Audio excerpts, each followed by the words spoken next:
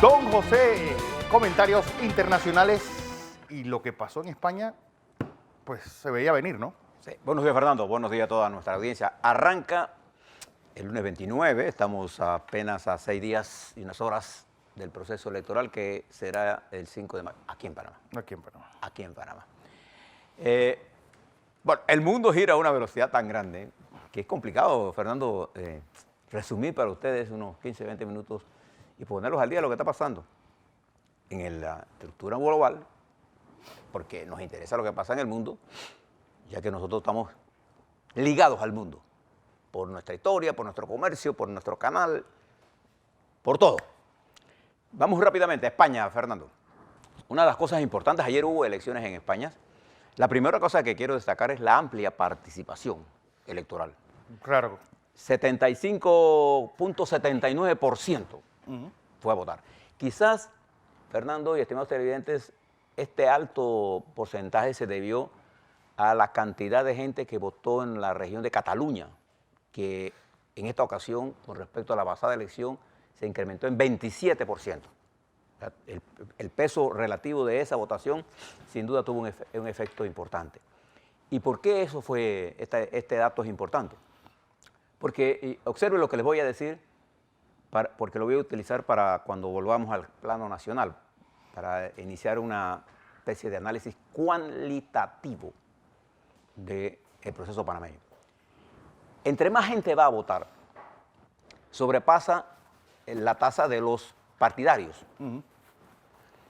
Y entonces vota mucho los indecisos, que en su mayoría son gente reflexiva, son gente el voto pensado. Más pensante, son gente que tiene mayor nivel de racionalidad.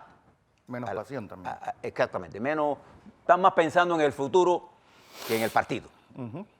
Y esto se dio porque en España había una elección que una fuerza nueva, que era Vox, salió con fuerza. Es el partido con el mejor resultado en su primera elección. Sí. 23 diputados. 24. 24 en la final ya. Les voy a dar los datos finales que tenemos al día de hoy con el 100% del voto electoral. Pero Vox fue sobreestimado. También. Sí. Creo que deben entender que las encuestas en España acertaron con unas cosas, pero en el conjunto no acertaron. Y fíjense lo siguiente. En primer lugar, los dos resultados para que tengamos toda la misma información. De acuerdo a los resultados oficiales de los números, en España el Partido Socialista Obrero Español obtuvo 123 de las 350 curules y 120 de los 210 senadores. Yo creo que es una fuerza mayoritaria en el Senado, pero no tiene mayoría absoluta en el Congreso de los Diputados. Yo creo que vale la pena decirle a la gente, España es un reino parlamentario. ¿Qué significa eso? Que su primer ministro va a una votación dentro del Congreso y el que tiene mayoría en el Congreso logra ser primer ministro. Presidente. Por eso ser presidente de gobierno. Por eso es que es tan importante que se llegue a esa mayoría de 176, porque son ellos los que van a votar. Para decirlo de alguna forma, el voto en España es indirecto.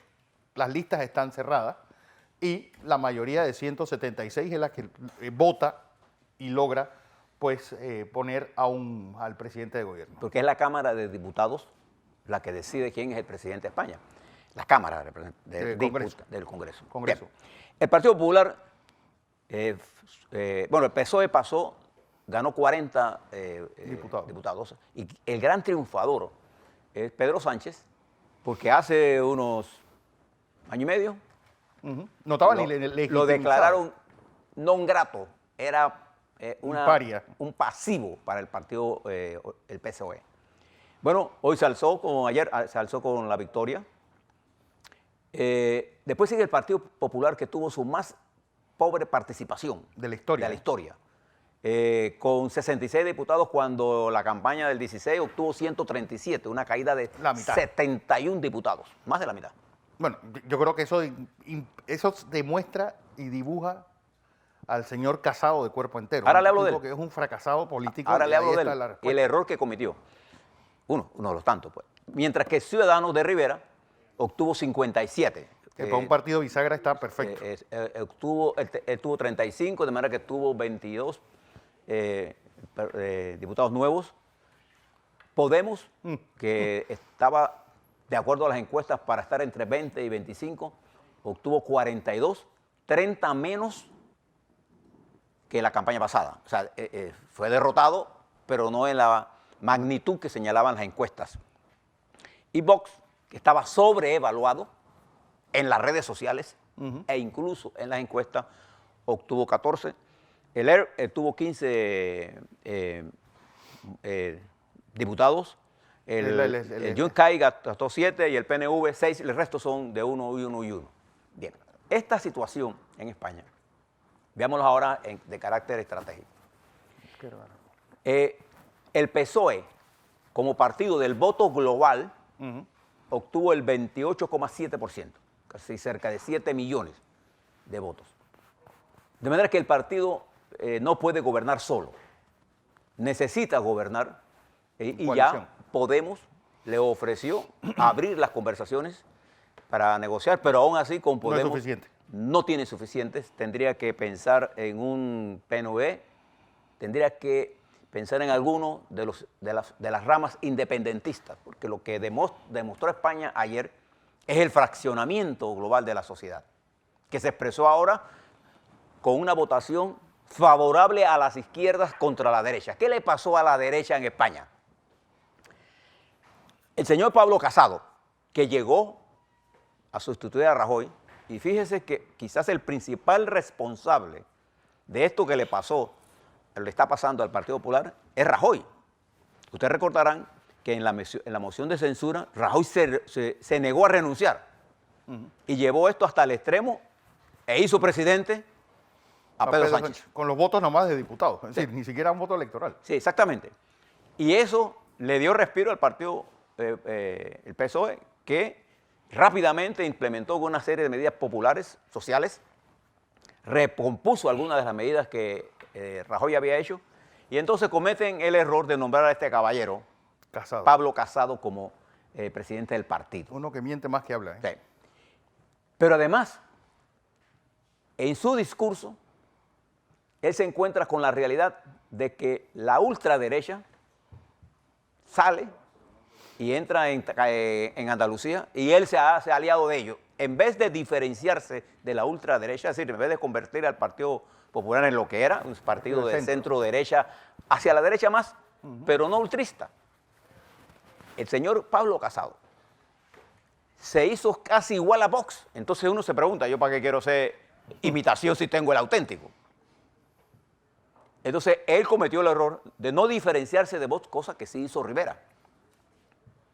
Y Rivera se apoderó una parte, porque es que no triunfó Rivera. Hay quienes dicen que Rivera no. La primera fuerza de oposición en España sigue siendo el Partido Popular, a pesar de su estrepitosa caída. Pero mantuvo sobre todo sus dos grandes feudos, Galicia y Castilla y León. Sí, pero sigue siendo numéricamente y con diputados la primera fuerza de oposición, sí, sin duda alguna.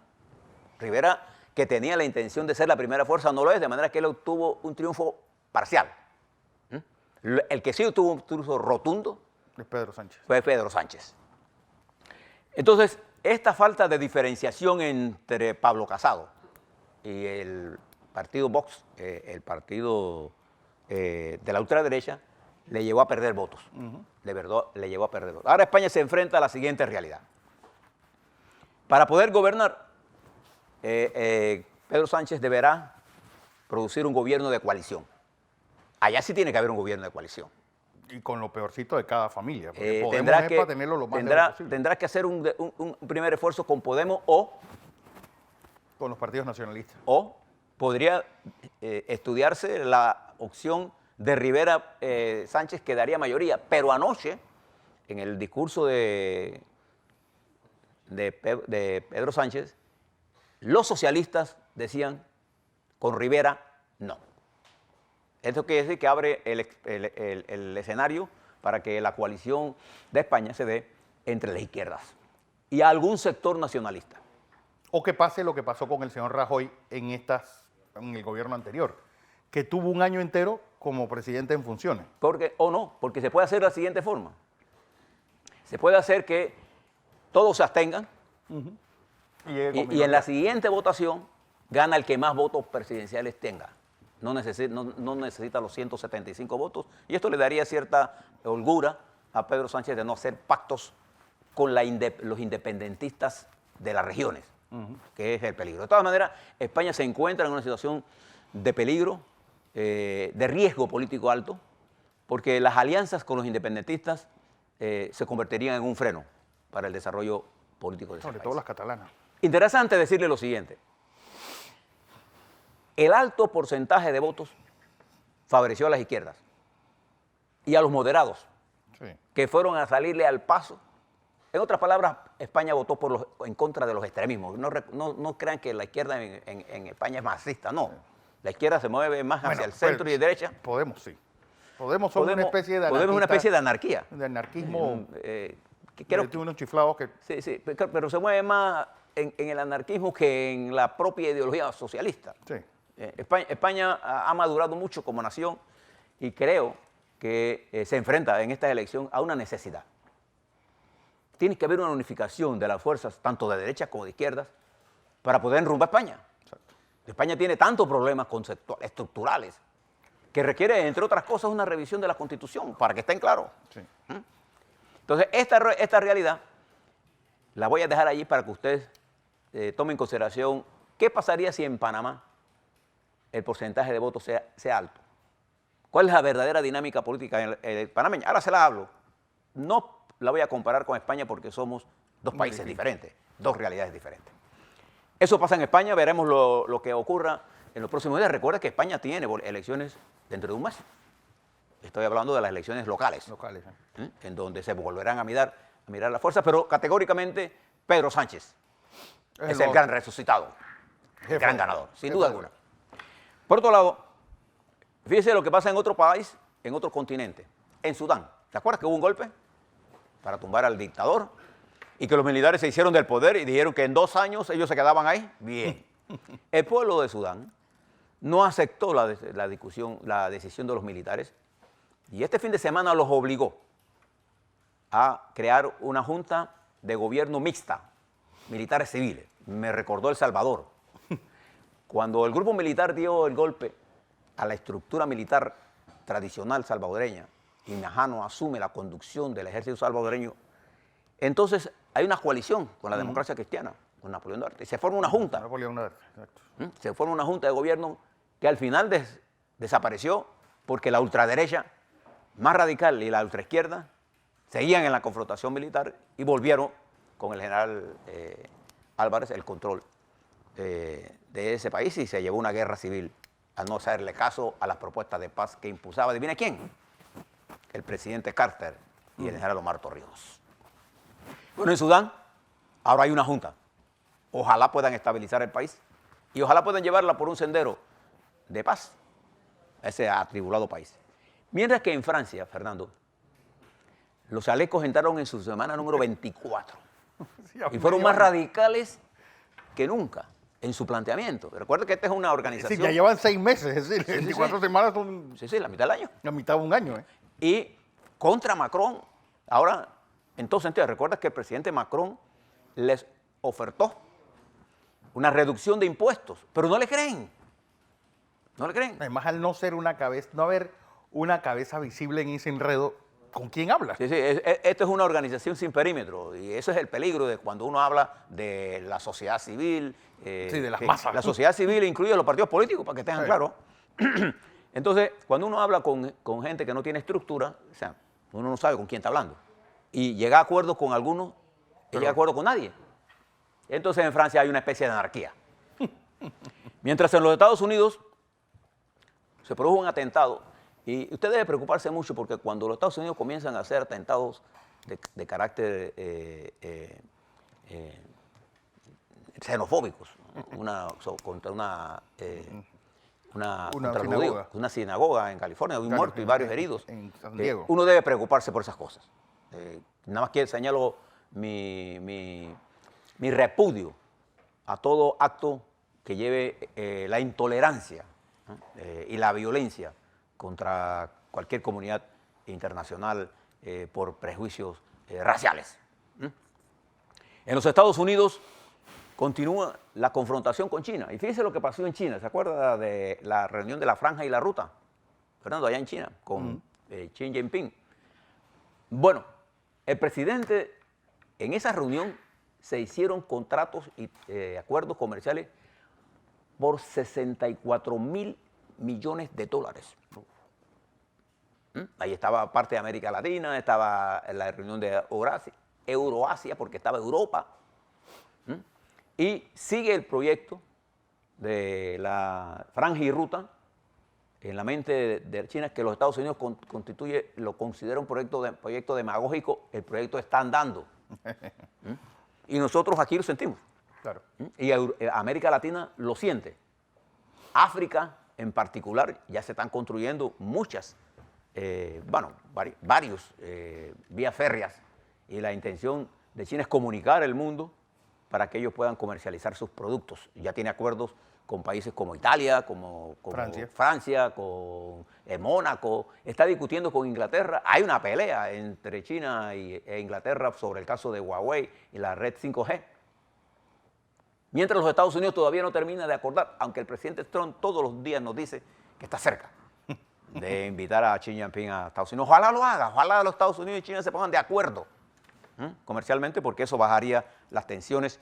Y la guerra comercial, Fernando, sigue siendo un elemento desestabilizador para el mundo. ¿Por qué? Porque todas estas presiones sobre Irán, todas estas presiones sobre Libia, todas estas presiones sobre Venezuela petrolera, sobre todos los países del mundo, sobre Rusia, lo que está creando es incertidumbre. Y la incertidumbre genera riesgo. Y el riesgo genera aumento de costos, particularmente del costo del capital. Y entonces todos recibimos eso. Bueno, ya usted lo recibió en su factura de combustible, ¿o no? Combustible. Todo esto que está pasando es una situación complicada. Y si nos vamos a nuestra región, tanto Argentina, Perú, ahora la Corte determinó que PPK debe quedarse en su casa. ¿Recuerda el lawfare que llevó al suicidio de Alan García? Brasil, el drama de Venezuela, la situación en Nicaragua. Todas esas cosas nos deben llevar a nosotros a pensar qué vamos a hacer este domingo. A la vuelta, vamos a hablar de la dinámica que antecede a las elecciones. Y por ahí les voy a hablar de una entrevista que hizo en el periódico La Estrella de Panamá el amigo Jaime Sosa. Entrevista que yo, si hubiera sido Gerardo Berroa, no la hubiera publicado. Ahora digo por qué. A la vuelta.